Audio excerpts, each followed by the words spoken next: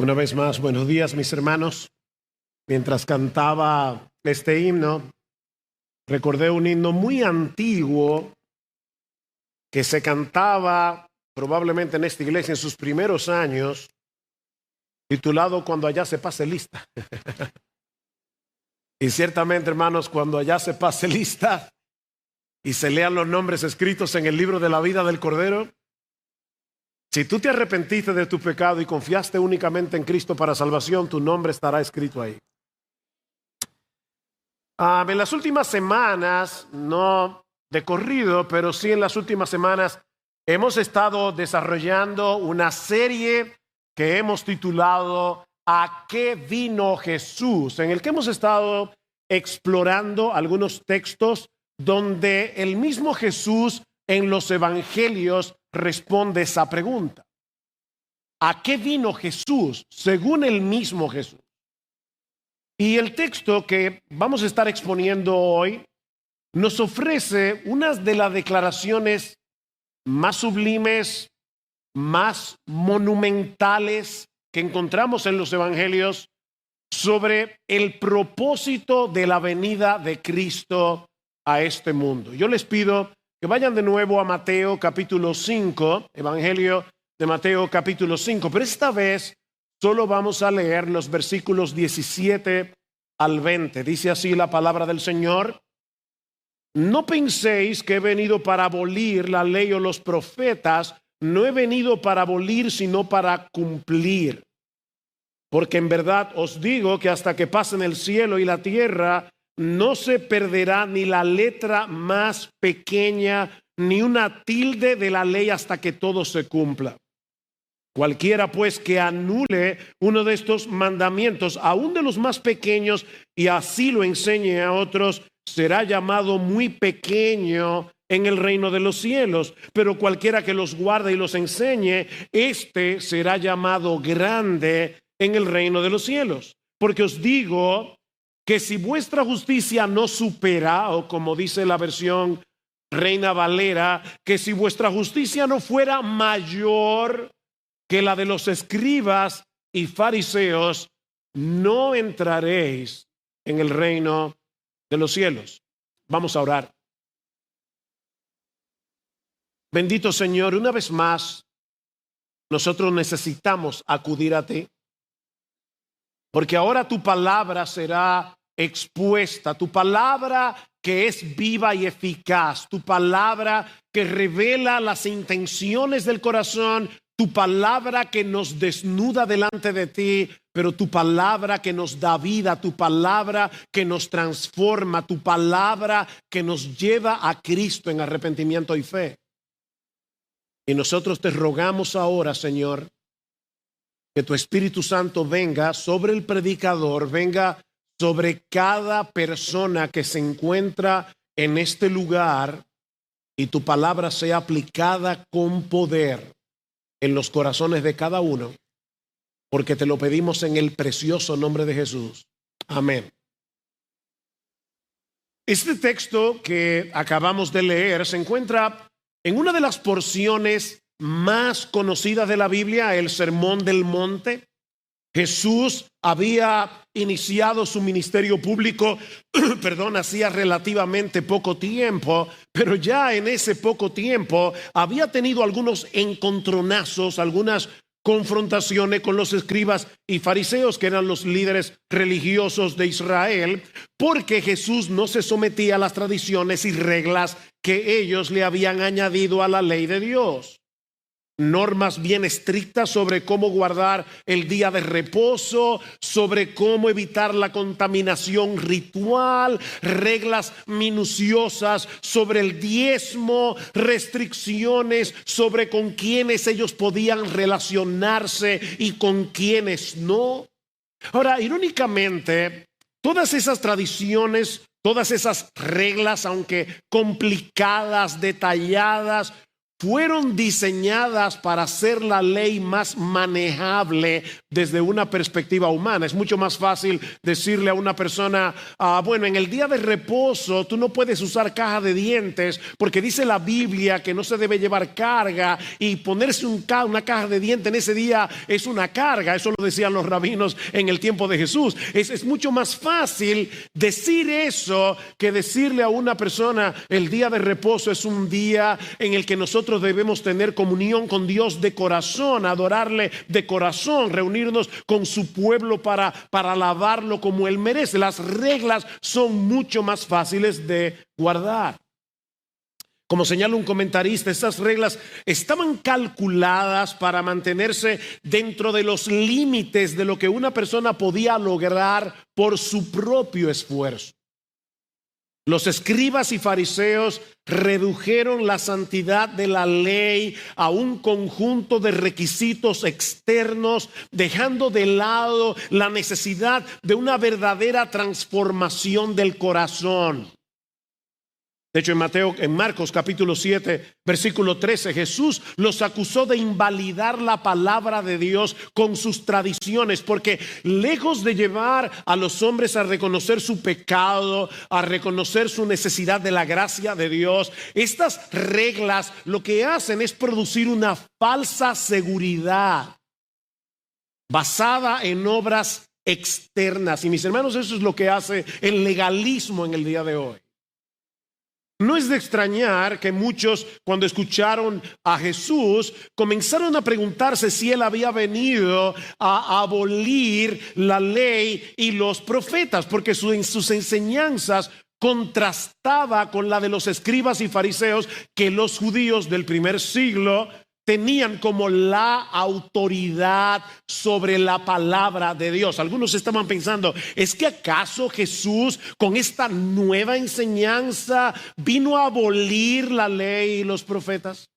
Bueno, esa es inquietud la que Jesús responde en el pasaje que vamos a estar considerando en esta mañana. Y hay básicamente 4 cosas aquí que yo quisiera considerar con ustedes a través de estos versículos. La primera, en el versículo 17, es que Jesús no vino a cancelar, no vino a anular el Antiguo Testamento, sino a cumplirlo. Versículo 17. No penséis, noten que mucha gente probablemente estaba pensando eso, no penséis que he venido para abolir la ley o los profetas. Esta expresión, la ley, los profetas, era una categoría general que usaban los judíos para referirse a todo el Antiguo Testamento. Seguramente la mayoría de ustedes recuerda la regla de oro, la famosa regla de oro que aparece en Mateo capítulo 7, versículo 12. Y lo que Jesús dice aquí es que esta regla de oro resume las demandas éticas de todo el Antiguo Testamento. Así que todas las cosas que queráis que los hombres hagan con vosotros, así también haced vosotros con ellos, porque esto es la ley y los profetas. Aquí tenemos la expresión otra vez. O en Mateo capítulo 22, Jesús enseña que el amor a Dios y el amor al prójimo resumen toda la ley y los profetas, es decir, todo el Antiguo Testamento. Así que, mis hermanos, lo que Jesús está diciendo en Mateo capítulo 5, versículo 17, es que Él no vino a cancelar, Él no vino a ignorar, Él no vino a desechar el Antiguo Testamento. Esta palabra que se traduce abolir significa derribar, destruir. De hecho, es la palabra que se usa en Mateo capítulo 24, versículo 2, cuando Jesús predice la destrucción del templo. Mis hermanos, Cristo no vino a invalidar, Cristo no vino a desechar las escrituras del Antiguo Testamento, Él vino a cumplirlas. Cristo vino a mostrar en su enseñanza el verdadero significado y propósito de la ley y los profetas. Él vino a obedecer la ley hasta en el más mínimo detalle. Él vino a llevar a cabo la obra de redención anunciada, prefigurada en la ley y los profetas.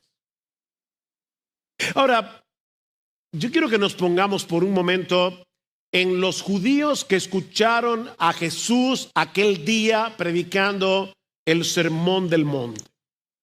Los judíos reverenciaban el Antiguo Testamento como la revelación del Dios vivo y verdadero, y en eso tenían toda la razón. Y ahora llega Jesús y básicamente lo que les está diciendo es lo siguiente. ¿Saben de qué se trata el Antiguo Testamento? Acerca de mí. Todo el Antiguo Testamento es acerca de mí.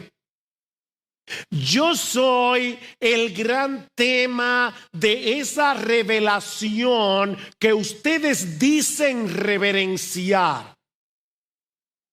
En Juan 5:39, Cristo le dice a los judíos, y otra vez, hermanos, traten de imaginarse la reacción. Examináis las escrituras porque vosotros pensáis que en ellas tenéis la vida eterna y ellas son las que dan testimonio de mí. Todo lo que hay en el Antiguo Testamento, el tema de este libro, de esta parte de la Biblia que cubre la tercera parte de la Biblia, Cristo está diciendo es acerca de mí. Y obviamente los evangelios es acerca de él. Y obviamente el resto de los libros del Nuevo Testamento es acerca de él. Cristo es el gran tema del Antiguo Testamento y del Nuevo Testamento. Más adelante en ese mismo capítulo de Juan capítulo 5, dice en el versículo 46, porque si creyerais a Moisés, me creeríais a mí, porque de mí escribió él. O sea, fue de mí que Moisés escribió en el Génesis, fue de mí que Moisés escribió en el Éxodo, fue de mí que Moisés escribió Levítico, fue acerca de mí que Moisés escribió Números, fue acerca de mí que Moisés escribió el libro de Deuteronomio. Es acerca de mí, es acerca de mí, es acerca de mí. ¿Recuerdan ustedes la historia de los dos discípulos que iban camino a la ciudad o a la aldea de Maús luego de la resurrección de Jesús? Dice Lucas en Lucas 24 que ellos iban apesadumbrados, tristes, porque ellos creían que con la muerte de Jesús habían muerto también todas sus esperanzas mesiánicas. ¿Y qué les dice Jesús? Lucas 24:25. Oh, insensatos y tardos de corazón para creer todo lo que los profetas han dicho. ¿No era necesario que el Cristo padeciera estas cosas y que entrara en su gloria? Y ahora oigan, escuchen. Y comenzando desde Moisés, Génesis, Éxodo, Levítico, Números, Deuteronomio, y siguiendo por todos los profetas, les declaraba en todas las escrituras lo que de él decían. Es acerca de mí, dice Jesús. Toda la escritura es acerca de mí. Detrás de todas las historias, mandamientos, ceremonias, profecías, promesas que encontramos en el Antiguo Testamento, hay una imagen central que emerge de sus páginas, una persona que es la clave para entenderlo todo, nuestro Señor Jesucristo. Recientemente oí una historia bien simpática de un papá que la mamá le dice, mira, tú te puedes quedar cuidando a la niña en lo que yo llego, que voy a salir a hacer una diligencia. El papá le dice que sí, pero como él está leyendo el periódico, se pone a pensar, déjame ver qué yo puedo hacer para mantener a la niña ocupada un buen tiempo. Y se acordó que en el suplemento del periódico había un mapa mundi, así que él llama a la niña, le dice, Susi, ven que vamos a jugar un juego. Toma el mapa mundi, lo divide, lo corta en varios pedazos como una especie de rompecabezas, lo mezcla todo y le dice, arma de nuevo el mapa del mundo y cuando termines me llama. Y por supuesto el papá pensó, voy a tener un buen rato para poder leer el periódico, pero al poco tiempo la niña le llama y le dice que ya terminó. Y cuando el papá le pregunta, pero ¿cómo es posible que lo pudiste armar en tan poco tiempo? La niña le dijo, bueno, porque cuando tú estabas cortando el mapa, yo me di cuenta que abajo había la figura de un hombre. Así que yo pensé, si formo la figura del hombre, formo el mapa. Bueno, déjame decirte que la Biblia funciona de la misma manera. Si tú puedes ver a Jesús, tú pones en orden el mapa de la historia redentora. Ahora, debo aclarar que eso no quiere decir Mis hermanos, eso no quiere decir que todos y cada uno de los versículos del Antiguo Testamento hablan directamente de Jesús, porque no es así.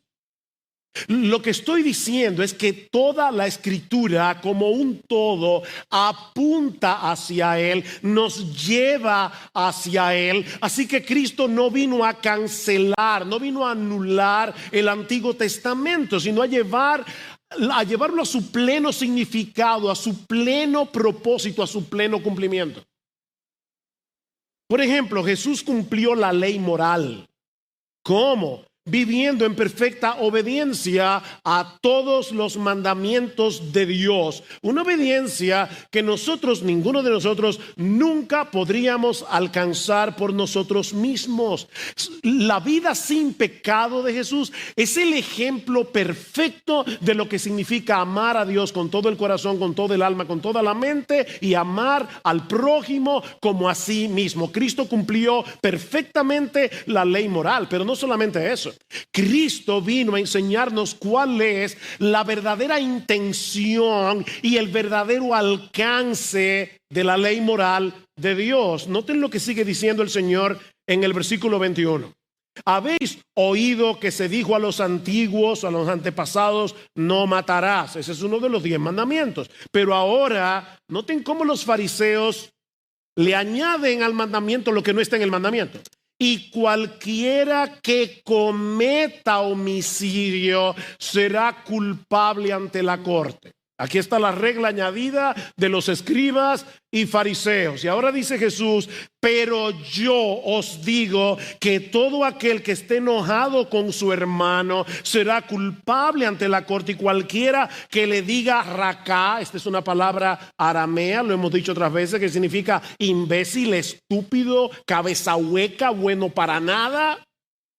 Cualquiera que le diga racá a su hermano, echando fuera la ira y el enojo, será culpable delante de la Corte Suprema, y cualquiera que le diga idiota será reo del infierno de fuego. ¿Se dan cuenta cómo Jesús toma la ley, no la cambia, sino que la lleva a su verdadero alcance, a su verdadera intención? Versículo 27. Habéis oído que se dijo, no cometerás adulterio. Fíjense, la Biblia dice no adulterarás, pero ellos dicen no cometerás adulterio. Y Cristo dice, pero yo os digo que todo el que mira a una mujer para codiciarla ya cometió adulterio con ella en su corazón. El verdadero alcance, la verdadera intención de la ley. En otras palabras, la ley no solo tiene que ver con nuestro comportamiento externo, mis hermanos, la ley tiene que ver con nuestro interior, con nuestros deseos, con nuestros pensamientos, con nuestras motivaciones. Así que Cristo cumplió la ley moral de Dios. Cristo cumplió la ley ceremonial, es decir, esa parte de la ley que incluye sacrificios, ofrendas, rituales. Todos esos elementos eran una sombra que apuntaba hacia el sacrificio perfecto que Jesús llevaría a cabo en la cruz del Calvario. También cumplió todas las profecías que hablaban de la redención en el Antiguo Testamento, que anunciaban de antemano al Mesías que habría de venir. Desde los tipos y figuras como el Cordero Pascual, la serpiente de bronce que Moisés levantó en el desierto, hasta profecías tan directas como Isaías 53, que es una declaración evangélica escrita 700 años antes del nacimiento de Cristo. Todo el Antiguo Testamento converge en él, apunta hacia él. Mis hermanos, el Antiguo Testamento es como un gran mosaico en el que todas las piezas forman una imagen central. La imagen de una persona, que es la clave. Él es la clave para entenderlo todo. Y repito que eso no quiere decir que cada versículo del Antiguo Testamento hace referencia directa a la persona o a la obra de Jesús, pero mis hermanos, el Antiguo Testamento en su totalidad tiene un propósito central: revelarnos la necesidad de un Salvador, prepararnos para su venida, guiarnos hacia Él.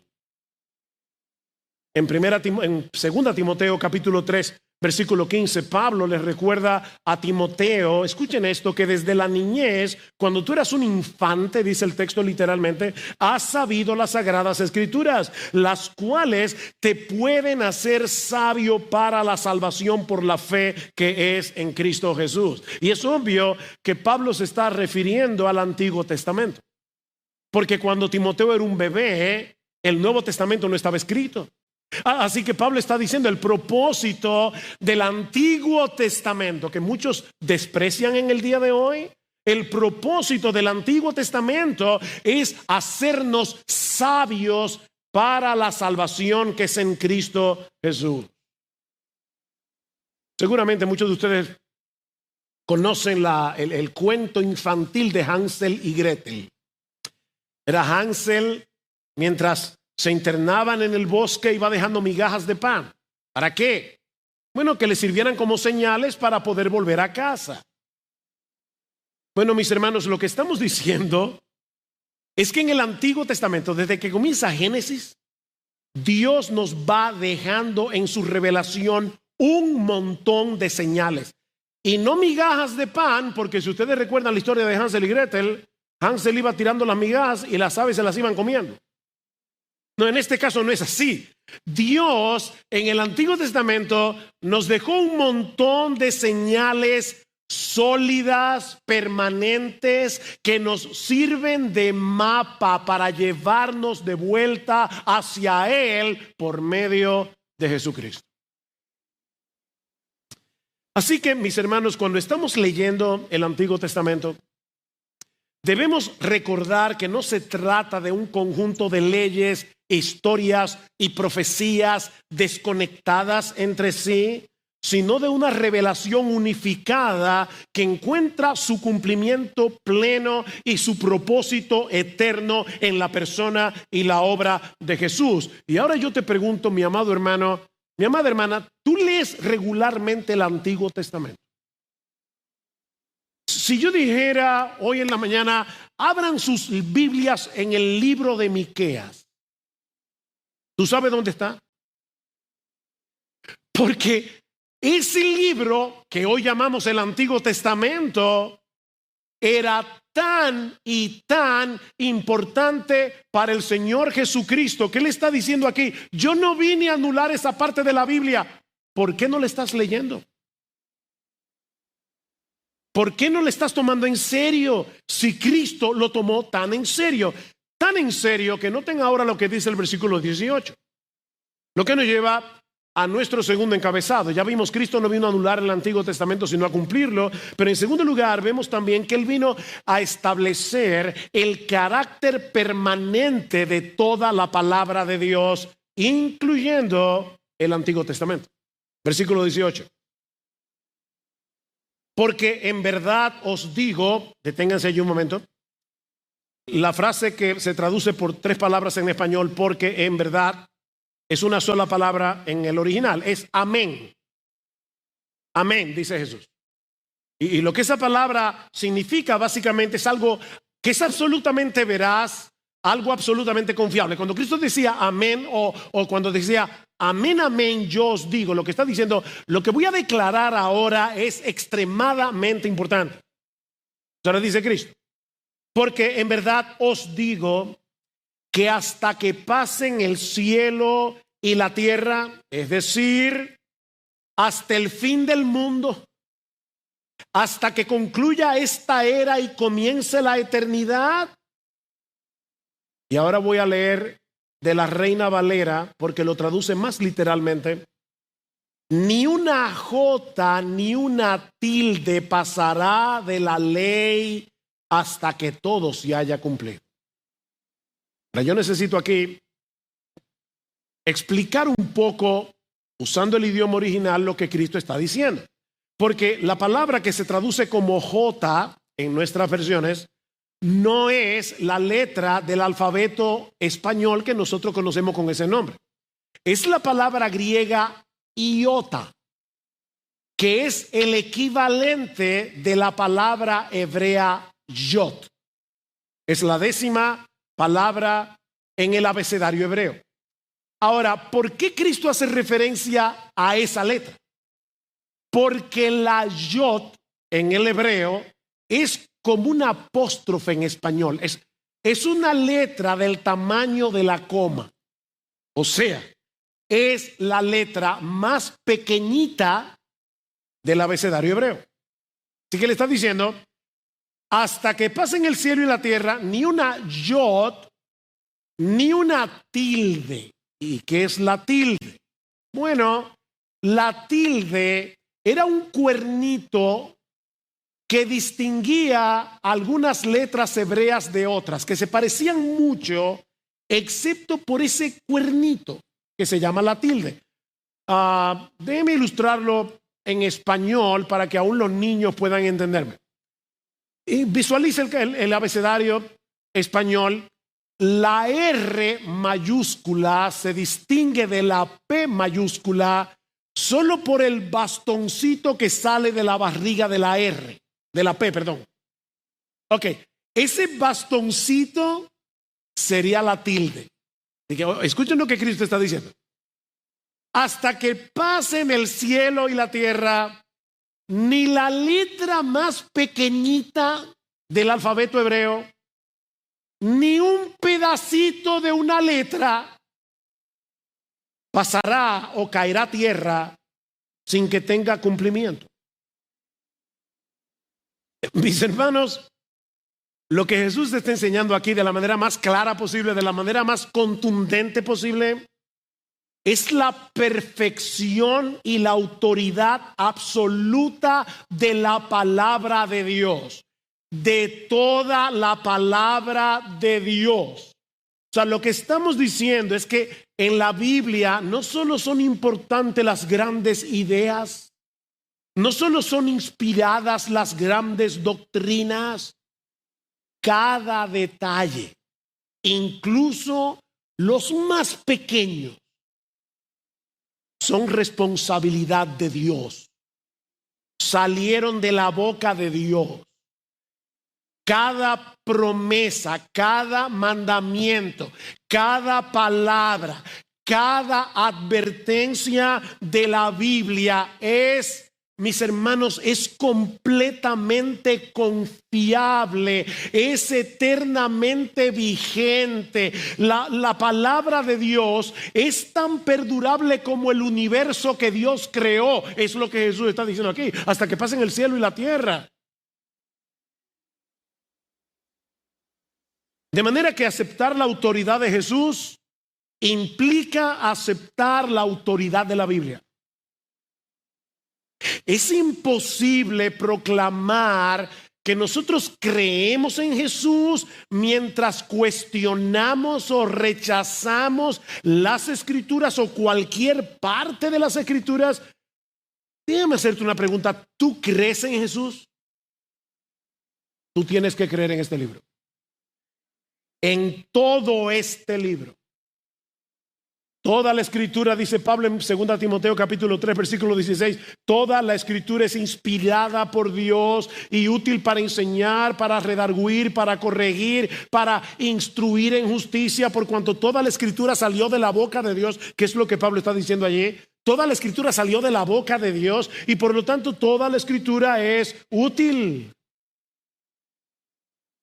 Muchas personas en el día de hoy consideran la Biblia como un libro obsoleto, un libro anticuado, que nada tiene que decirle al hombre de nuestra generación.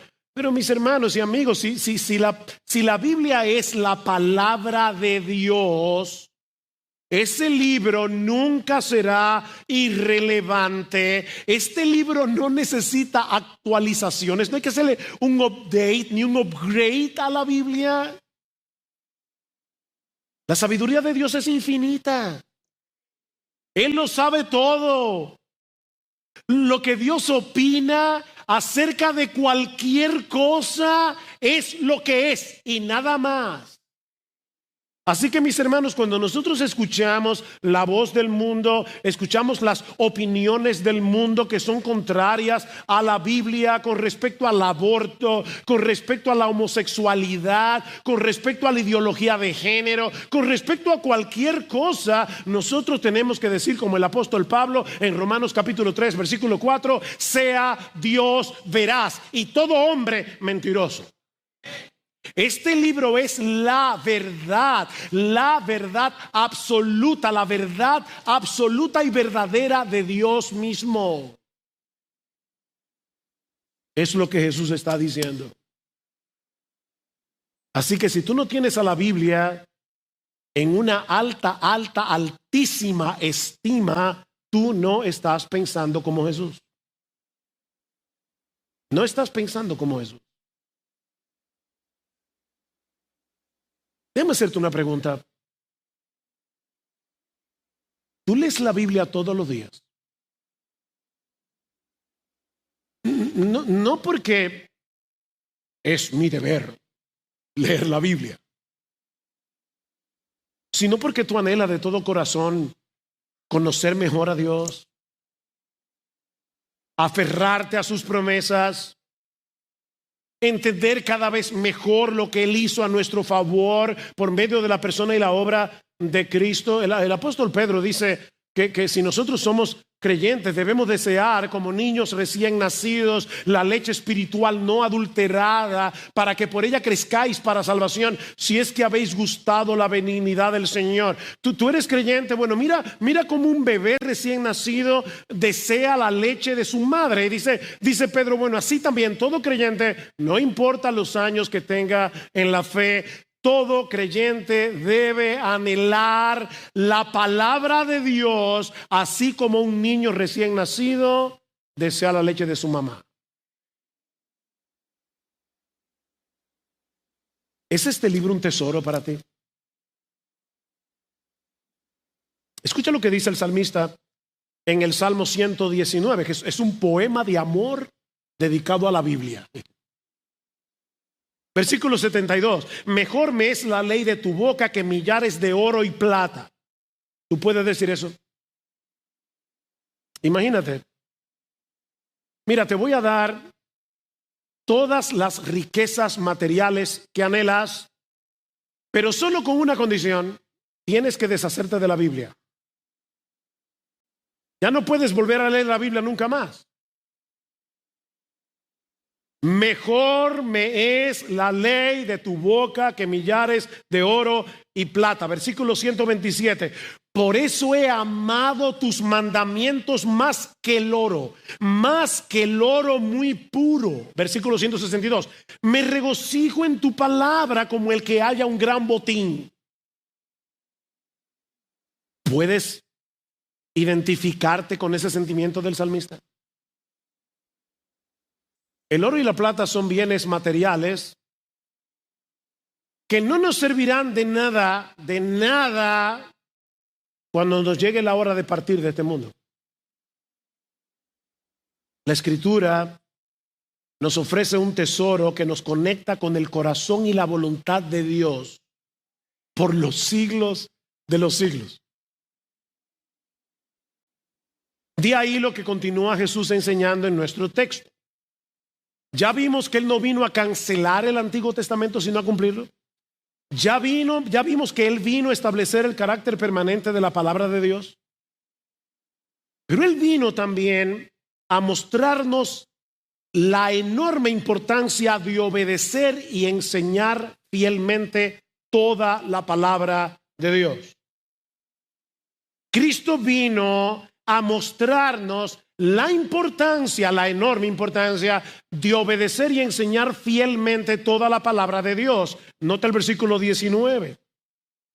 Cualquiera pues que anule uno solo de estos mandamientos, aun de los más pequeños, y así lo enseñe a otros, será llamado muy pequeño en el reino de los cielos. Pero cualquiera que los guarde y los enseñe, este será llamado grande en el reino de los cielos. ¿Se dan cuenta? Jesús no solo cumplió la ley, sino que también espera de sus seguidores, de sus discípulos, que tomemos muy en serio la obediencia a los mandamientos de Dios y vivamos de tal forma que honremos el propósito de la ley como reflejo del carácter santo, bueno y justo de Dios. ¿Tú eres cristiano? Eso es lo que Jesús espera de ti. Eso es lo que Jesús espera de ti. Que tomes muy en serio cada mandamiento de la palabra de Dios. Y aclaro que no es que estamos llamados a observar la ley para ser justificados, o sea, para ser declarados justos delante de Dios. No. La justicia que tú y yo necesitamos la recibimos únicamente en Cristo. Es la justicia de Cristo. Pero al haber sido salvados por gracia, somos llamados a vivir en obediencia a la ley moral, a los mandamientos de Dios, como una expresión de nuestra gratitud y de nuestra transformación en Cristo. Y mis hermanos, esto es algo tan importante que Cristo dice aquí, que nuestra reputación delante de Dios, oye bien, nuestra reputación delante de Dios es directamente proporcional a la seriedad con la que tomamos cada uno de sus mandamientos.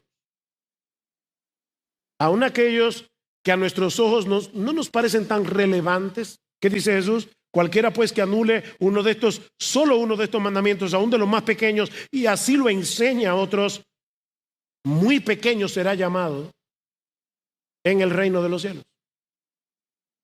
¿Qué significa eso? Bueno, que en el cielo, mis hermanos, habrá grados de honor. Será glorioso estar en el cielo. Pero no solamente este texto, hay muchos otros textos de la Biblia que enseñan que en el cielo habrá grados de recompensa, habrá grados de honor. Jesús no está hablando aquí de ser excluidos del reino, sino más bien de que el honor en el reino, no fuera del reino, en el reino será proporcional a la fidelidad en la enseñanza y la práctica de los mandamientos de Dios. Mis hermanos, Dios honra a los que le honran. Dios honra a los que le honran. Y la evidencia de que estamos tomando a Dios en serio es que tomamos su palabra en serio. Muy en serio. Ahora, déjenme aclarar algo para no crear confusión. Nosotros debemos leer el Antiguo Testamento recordando que todas sus leyes y ceremonias fueron cumplidas en Cristo. Eso es importante. O sea, estamos leyendo los 10 mandamientos y evidentemente nos vamos a quedar muy cortos. Y yo digo, wow, qué bueno que yo tengo una justicia que no es la mía, ya Cristo la cumplió por mí. Estamos leyendo las leyes dietéticas del Antiguo Testamento. Hay personas que leen la Biblia, que leen sobre todo el Antiguo Testamento como si Cristo no hubiera venido, como si Él no hubiera cumplido esas leyes. Y cada vez que yo me como un sándwich con jamón, pienso, ya esas leyes dietéticas Cristo las cumplió. Ya, ¿qué dice el apóstol Pablo? De todo lo que se vende en la carnicería, compra y come sin motivo de conciencia, porque del Señor es la tierra y su plenitud. Dice en Marcos capítulo 7 que Cristo hizo limpio todos los alimentos. Mi hermano, cómete tu cerdito sin problema de conciencia. Y yo tengo que leer eso diciendo, bueno, eso es el Antiguo Testamento. Cuando yo leo de todos esos sacrificios que había que hacer en el altar, yo tengo que recordar que mi Señor ya cumplió con todo eso. No tenemos que hacer penitencia para ser perdonados. Ya Cristo cumplió la ley en nuestro lugar. Hermanos, eso es glorioso. Como dice alguien, yo no tengo ni siquiera que tratar de impresionar a Dios, porque ya Jesús lo impresionó por mí. Él cumplió la ley. Él es el sacrificio perfecto que quitó nuestros pecados de una vez para siempre, como dice Hebreos capítulo 10. Y en su muerte y en su resurrección declaró completo lo que esas leyes señalaban. Pero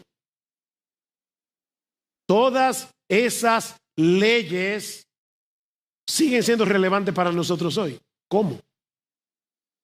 Cristo no vino a anular el Antiguo Testamento. Cristo no vino a cancelar el Antiguo Testamento. No es para que lo metas ahora en el bote de basura. Todas esas leyes continúan recordándonos que nosotros necesitamos un mediador. Un mediador que interceda por nosotros delante de un Dios 3 veces santo. Todas esas leyes nos recuerdan que cuando Cristo murió en la cruz del Calvario, Él compró para sí un pueblo santo. Esas leyes dietéticas, muchas de esas leyes del Antiguo Testamento le enseñaban al pueblo de Israel que ellos eran un pueblo diferente. Mis hermanos, una de las desgracias más grandes de la iglesia de nuestra generación es que cada vez más se parece al mundo. A veces es sumamente difícil distinguir a un cristiano, a una cristiana, de una persona que no conoce al Señor. Y cuando yo leo todas esas leyes del Antiguo Testamento que ya no están vigentes, pero que siguen siendo relevantes, recuerdo el principio que está detrás de ella. Dios quiere un pueblo santo, Dios quiere un pueblo separado, Dios quiere a un pueblo distinto del mundo que lo rodea.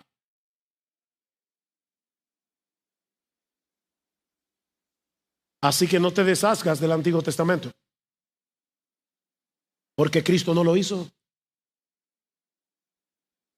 Aunque muchas de esas leyes no las aplicamos hoy literalmente, siguen siendo una escuela que nos lleva a Jesús. Una escuela que nos enseña sobre la naturaleza e importancia de su obra redentora. Una escuela que nos enseña sobre el carácter santo de nuestro Dios. Toda la Escritura es inspirada. Y toda la Escritura es útil. Mi hermano, ¿tú estás leyendo toda la Escritura? Toda la Escritura. ¿Tú estás tomando en serio toda la Escritura? Hace unos años, creo que en el 2009, se produjo un trágico accidente en el vuelo 447 de Air France. Murieron más de 220 personas debido a lo que se conoce como desorientación espacial. No sé si han oído de eso, pero este es un fenómeno que ocurre cuando un piloto en el aire pierde la capacidad de percibir correctamente cuál es su posición en el espacio, especialmente cuando está volando a baja visibilidad. Cuando ocurre este fenómeno, el piloto puede pensar que el avión está nivelado cuando en realidad está en picada. Es un fenómeno muy peligroso. Él pierde la noción del espacio. Imagínense lo terrible que es eso. Es por eso que a los pilotos se les entrena a no llevarse de su intuición, sino de los instrumentos del avión. Y eso fue lo que pasó en el vuelo 447. El piloto perdió la noción del espacio, se llevó de su intuición y terminó colapsando. No, yo tengo que volar mirando los instrumentos, ¿no? No quites los ojos de los instrumentos. Bueno, mis hermanos, lo mismo sucede cuando nosotros nos guiamos por la vida por nuestros sentimientos, cuando nos guiamos por la vida por nuestras intuiciones, cuando vamos por la vida manejados por la cultura que nos rodea y que a nosotros nos parecen correctas. No, mis hermanos. Este es tu instrumento de vuelo. No le quites los ojos. No, óyeme, no importa lo que tú estás sintiendo, no importa tu intuición, llévate de la Biblia. Llévate de la Biblia, porque si quitas tus ojos del instrumento de vuelo, no solamente te vas a extraviar en la ruta, puedes terminar teniendo un trágico accidente en tu vida. La palabra de Dios es el único instrumento confiable. Tomar en serio toda la palabra de Dios, ya lo dije, es tomar en serio a Dios mismo. Es confiar en su sabiduría más que en la nuestra. Mi hermano, Dios es más sabio que tú. Si Él te dice no te dejes de congregar, como algunos tienen por costumbre, óyeme, no te dejes de congregar. Es que me levanté hoy como yo no soy hipócrita, yo prefiero no ir a la iglesia porque no me sale del corazón. Ok, si no te sale del corazón, pídele perdón a Dios y ven a la iglesia. Y pídele que en el camino te dé deseo de estar aquí. Pero créele a Dios, mi hermano, no le creas a tus sentimientos. Fulano, mira, sé que estás disgustado con esta persona, tienen un problema, no se hablan. Perdónalo. Es que yo no soy hipócrita y no lo puedo ni ver. Bueno, ¿qué debes hacer? Obedecer a Dios y reconciliarte con tu hermano. Créele a Dios. Créele a Dios. Mis hermanos, rebajar cualquiera de sus mandamientos es una ofensa grave contra su autoridad. Sí, sabemos que todos tenemos una lucha con nuestro pecado y que en ocasiones somos momentáneamente vencidos, pero tú estás luchando. Tú estás luchando o eres de esos que profesan la fe cristiana, pero que siempre le están buscando la vuelta a los mandamientos. Están buscando un atajo para que en vez de tú encajar con la Biblia encaje contigo. Cuidado. No lo olvides, nuestra reputación delante de Dios es directamente proporcional a la seriedad con la que tomamos cada uno de sus mandamientos. Y nuestra felicidad y gozo en esta vida también. Tu reputación delante de Dios, tu bienaventuranza, depende de que tú tomes en serio este libro. ¿Qué dice Jesús? Si guardáis mis mandamientos, permaneceréis en mi amor, así como yo he guardado los mandamientos de mi Padre y permanezco en su amor. Y ahora escuchen, estas cosas os he hablado para que mi gozo esté en vosotros y vuestro gozo sea perfecto. Este libro produce gozo. Es el pecado el que desgracia tu vida. Este libro produce gozo. Pero este texto también nos enseña que Cristo vino a producir en los suyos una justicia muy superior a la de los escribas y fariseos. Versículo 20. Porque os digo que si vuestra justicia no supera la de los escribas y fariseos, no entraréis en el reino de los cielos. Y la declaración contraria es: vas a una condenación eterna. Si no entras en el reino, vas a una condenación. Miren, esta declaración de Jesús tiene que haber sido súper chocante para esta gente.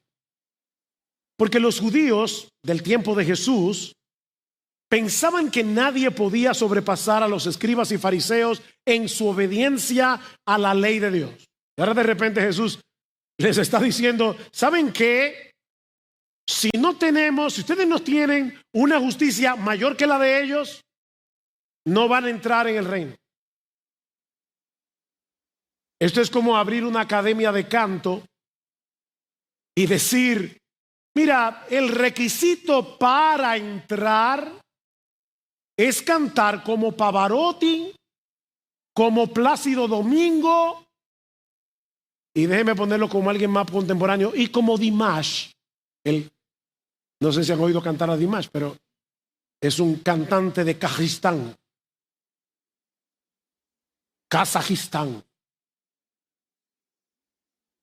O sea,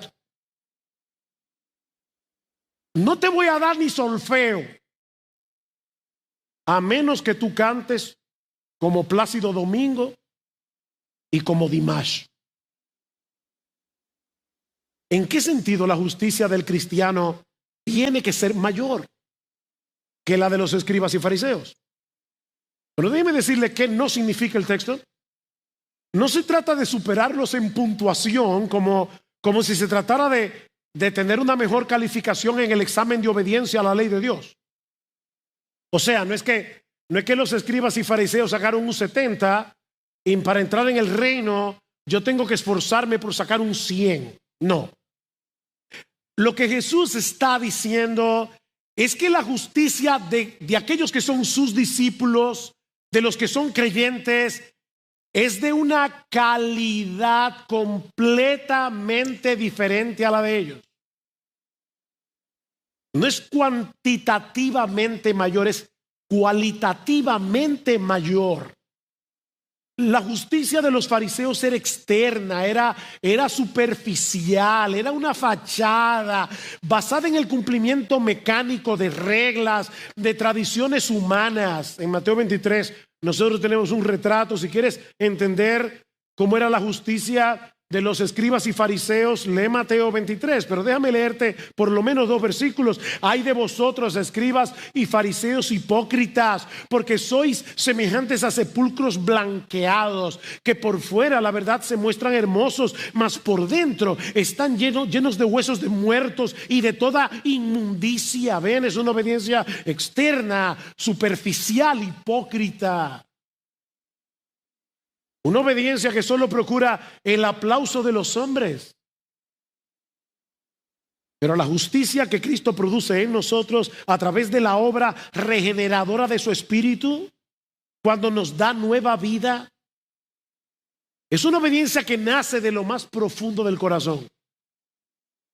No se limita a una mera conformidad externa a los mandamientos de Dios, sino que fluye de un amor genuino a Dios, al prójimo y a su palabra. Repito, es una obediencia interna del corazón que fluye de nuestra gratitud, que fluye de un amor genuino por Dios, por el prójimo y por su palabra. Esta justicia supera a los escribas y fariseos, es mayor porque no es el resultado de nuestro esfuerzo personal, es la evidencia de la nueva vida que tenemos en Cristo por el poder del Espíritu Santo. Eso es lo que Dios prometió en el Antiguo Testamento con respecto al nuevo pacto. Jeremías 31, 33, daré mi ley en su mente, la escribiré en su corazón y yo seré a ellos por Dios y ellos me serán por pueblo. Esa ley que estaba escrita en tablas de piedra, dice el Señor, no se preocupen, yo la voy a escribir en la tabla de tu corazón. ¿Y cómo Dios va a hacer eso? Ezequiel 36 responde: os daré un corazón nuevo, pondré un espíritu nuevo dentro de vosotros, quitaré de vuestra carne el corazón de piedra, duro con respecto a Dios, y os daré un corazón de carne, un corazón sensible, y pondré dentro de vosotros mi espíritu, y haré que andéis en mis estatutos y guardéis mis preceptos y los pongáis por obras. Mi amigo, nadie entrará en en el reino de los cielos sin ese corazón nuevo. Nadie entrará en el reino de los cielos a menos que Dios lo regenere, lo haga nacer de nuevo por el poder del Espíritu. Una obra que produce en nosotros tanto el querer como el hacer la buena voluntad de Dios. Nadie entrará sin esa justicia.